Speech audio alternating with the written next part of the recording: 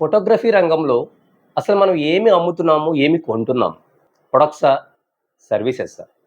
Product అంటే మనము ఏదైనా సరే ఒక వస్తువుని మనం ఇచ్చేసి ఆ వస్తువు మనం కొంటాం. ఆ వస్తువుకి ఏదో కొంచెం వారంటీ ఏదో ఇస్తారు. 6 మంత్సో, 1 ఇయరో. ఆ వస్తువు మనం కొన్న తర్వాత మనం వాడినా, వాడకపోయినా కంపెనీకి ఎలాంటి లాభం గాని, ఎలాంటి నష్టం గాని ఉండదు. అలాంటి వాటిని మనం ప్రొడక్ట్స్ అంటాం. For example mobile phone. మనము షాప్‌కెళ్తాము. మనకు నచ్చిన మొబైల్ డబ్బులిస్తాము. ఫోన్ కొనుక్కుంటాం. సిమ్ కార్డ్ తయారు చేయడానికి కంపెనీకి ఎంతో కొంత ఖర్చవుతది. కానీ ఆ కంపెనీస్ ఏం చేస్తున్నాయి? సిమ్ కార్డ్ ఫ్రీగా ఇస్తున్నారు.